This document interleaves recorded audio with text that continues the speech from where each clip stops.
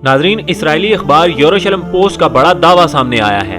Israeli अखबार ने दावा किया है कि तालिबान ने इसराइल तक पहुंचने के लिए ईरान से रास्ता मांग लिया है ताकि वो वहां जाकर जहाद कर सकें और हमास का साथ दे सकें। नाजरीन, दावा किया गया है कि तालिबान इसराइल पहुंचना चाहते हैं। इसराइली अखबार के मुताबिक तालिबान ने मुबैना तौर पर ईरान से दरख्वास्त की है कि वो हमास की इसराइल के खिलाफ मदद करना चाहते हैं। खबर के मुताबिक तालिबान ने मुबैना तौर पर कहा है कि अगर ईरान, उर्दन और इराक इनके फौजियों की हिमायत करने के लिए तैयार हैं तो वो यरूशलेम को फतह करने के लिए रास्ता दें। नाज़रीन, बैनुल-अक़वामी उमूर के माहिर का कहना है कि इस किस्म की रिपोर्ट्स पर एतबार नहीं करना चाहिए।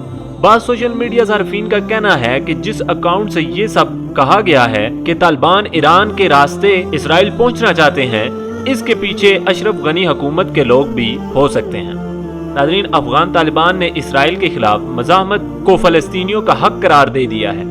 अफगान वज़ारत ख़ारजा की जानिब से जारी बयान में कहा गया है कि आज़ादी हासिल करने के लिए मज़ाहमत फ़लस्तीनियों का जायज़ हक है। अफगान वज़ारत ख़ारजा ने मुतालबा किया है कि इस्लामी ममालिक और OIC और दीगर आलमी बरादरी ख्याल रखे कि फ़लस्तीनी मज़ाहमती तंजीम हमास के इसराइल पर हमलों में सीनियर कर्नल, फौजियों समेत 500 से ज़ायद हलाकतें हो चुकी हैं, जबकि 18 से ज़ायद अफराद जख्मी हैं। नाज़रीन, अमरीकी मीडिया के मुताबिक हमास के मिलिट्री विंग ने इसराइल के खिलाफ ऑपरेशन तूफ़ान-उल-अक़सा का ऐलान करते हुए 5000 रॉकेट फायर किए। बैनुल-अक़वामी मीडिया रिपोर्ट्स के मुताबिक फ़लस्तीन और इसराइल के दरमियान नई जंग छिड़ गई है। नाज़रीन, गजा से इसराइल पर हजारों रॉकेट हमले हुए। गजा से रॉकेट हमलों के बाद तेल अवीव समेत पूरे इसराइल में जंग के सायरन बज उठे। नाज़रीन, इसराइल की अवाम भी फ़लस्तीनियों के हक में खड़ी हो गई है। आप भी सुन के हैरान हो जाएंगे कि बदतरीन सहूनी मज़ालिम सहने वाले मजलूम फ़लस्तीनियों के हक में इसराइली अवाम भी खड़े हो गए हैं। नाज़रीन, इसराइली फ़लस्तीनी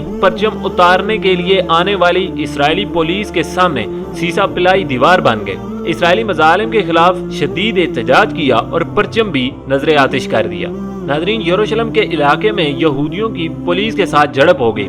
इसराइली पुलिस ने यहूदियों को बेदर्दी से मारा। जवाब में यहूदियों ने भी इसराइली पुलिस पर पथराव किया। नाज़रीन, इसके बाद यहूदियों ने इसराइल के खिलाफ शदीद मुजाहरा किया और इसराइली झंडा भी नजर आतिश कर दिया। नाज़रीन, यहूदियों ने तुर्किया के सदर रजब तैयब एर्दोगान से मुतालबा किया है कि वो अमन को यकीनी बनाने के लिए अमन के दस्तों को फौरन गजा भेजें। नाज़रीन, हमास के फौजी तर्जमान अबू बैदा ने खबरदार किया है कि अगर इसराइल ने जमीन पर हमला किया तो इसकी फौज निस्तो नाबूद कर दिया जाएगा।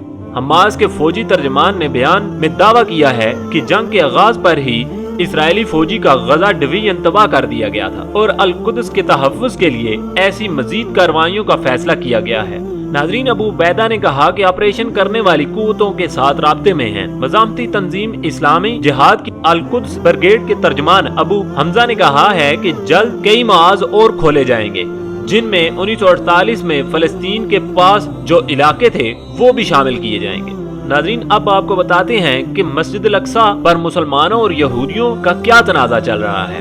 नाज़रीन, इसे समझने के लिए अंबियाए किराम की तारीख पर नजर दौरानी होगी। नाज़रीन, हजरत इसहाक अलैहिस्सलाम के बेटे हजरत याकूब अलैहिस्सलाम, जिनका लक़ब इसराइल था, इसराइल उनके कबीले को कहा जाता था। हजरत याकूब अलैहिस्सलाम के बेटे हजरत यूसुफ अलैहिस्सलाम थे जो मिस्र के बादशाह बने। बनी इसराइल में फिर हजरत मूसा अलैहिस्सलाम मिस्र में पैदा हुए।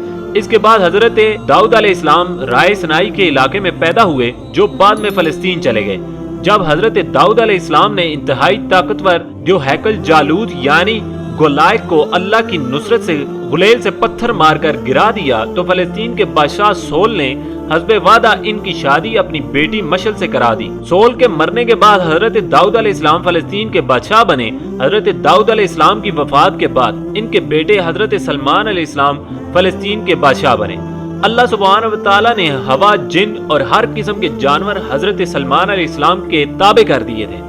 नाज़रीन, 1922 कबल मसीह से 1961 कबल मसीह के दौरान हजरत सलमान अलैहिस्सलाम ने जिन्नों की मदद से मस्जिद अल-अक़सा इसी जगह तामीर करवाई जहां हजरत इब्राहिम अलैहिस्सलाम ने इबादत गाह तामीर कराई थी। ناظرین 586 قبل مسیح میں یہ ریاست دو حصوں میں تقسیم ہو گئی۔ جنوبی علاقے پر بابل کے لوگوں نے قبضہ کر کے عبادت گاہ کو مسمار کر دیا اور بنی اسرائیل کو وہاں سے نکال کر اپنا غلام بنا لیا۔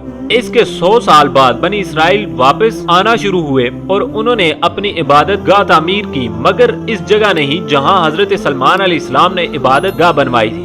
ناظرین 333 قبل مسیح میں اسکندر اعظم نے اسے یونان کی سلطنت میں شامل کر کے بنی اسرائیل کو وہاں سے نکال دیا۔ 165 قبل مسیح میں بنی اسرائیل نے بغاوت کر کے ایک یہودی سلطنت کی بنیاد رکھی۔ 100 سال بعد یہودی ریاست پر سلطنت روم کا قبضہ ہو گیا۔ 70 عیسوی میں یہودیوں نے بغاوت کی جسے شہنشاہ ٹائٹس نے کچل دیا اور یہودیوں کی عبادت گاہ کو مسمار کر کے انہیں وہاں سے نکال دیا۔ ناظرین روم کے بادشاہ حیدریہ نے یہودیوں کو شروع میں بیت المقدس آنے کی اجازت دی، لیکن بغاوت کرنے پر بیت المقدس کے شہر کو مکمل طور پر تباہ کر کے یہودیوں کو غلاموں کے طور پر بیچ کر شہر بدر کر دیا اور ان کا واپس بیت المقدس آنا ممنوع قرار دے دیا۔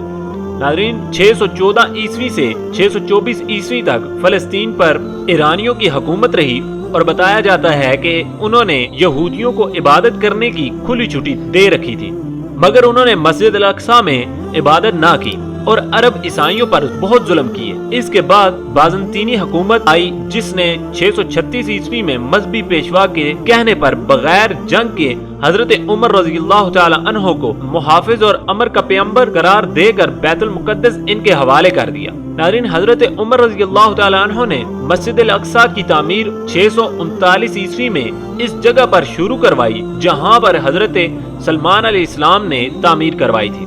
636 سے 1918 عیسوی تک یعنی 1282 سال تک فلسطین پر جس میں اردن بھی شامل تھا مسلمانوں کی حکومت رہی۔ بس اس میں وہ عرصہ شامل نہیں ہے جس میں صلیبیوں یعنی عیسائیوں سے جنگیں ہوئیں اور اس وقت تک یہودیوں کو فلسطین سے باہر ہوئے 1800 سال ہو چکے تھے۔ ناظرین اب دوبارہ یہودی اس سرزمین پر تب واپس آئے جب ہٹلر نے ان سب کو مار بھگایا اور یہ یہاں پر آ کر دوبارہ فلسطین میں بسنے لگے، اور یہ وہی فلسطینی ہیں جنہوں نے یہودیوں کو پناہ کے لیے اپنی زمین مہیا کی، اور آج دیکھ لیں یہ ان کے ساتھ کیا کر رہے ہیں۔ ناظرین امید کرتا ہوں کہ آپ کو ہماری آج کی ویڈیو پسند آئی ہوگی۔ ہماری ویڈیو کو زیادہ سے زیادہ لائک اور شیئر کریں، ہمارے چینل کو سبسکرائب کریں تاکہ ہر نئی آنے والی ویڈیو آپ کو موصول ہو سکے۔ فی امان اللہ۔